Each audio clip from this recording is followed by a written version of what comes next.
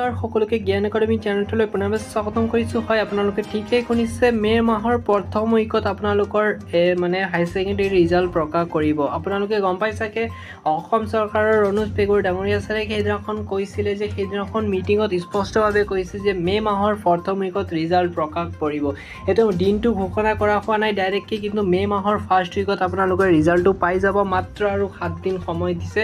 এই 7 দিনৰ ভিতৰত আপোনালোকে ৰিজাল্টটো পাই যাব। হাই ছেকেণ্ডেৰী যিসকল বন্ধু বান্ধৱীসকলে অপেক্ষাত আছিলে যে এতিয়ালৈকে হাই ছেকেণ্ডেৰী ৰিজাল্টটো প্ৰকাশ কৰা নাই, তেতিয়া দিব। গতিকে তেওঁলোকৰ কাৰণে সুখবৰ বুলি ক'ব পাৰি। মাত্ৰ আৰু এসপ্তাহ পিছতে আপোনালোকৰ ফাইনেল আপডেটটো পাই যাব।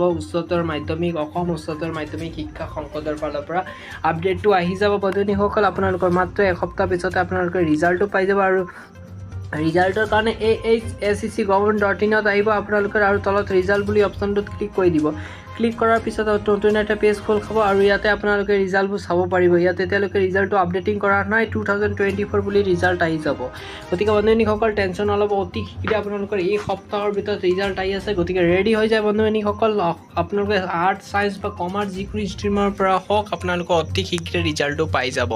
গতিকে মুঠতে চেনেলটো ছাবস্ক্ৰাইব কৰক। 100% আপডেট অহাৰ লগে লগে পোনপ্ৰথমে আমি চেনেলটোৰ ফালৰ পৰা আপোনালোকক জনাই দিম। ধন্যবাদ।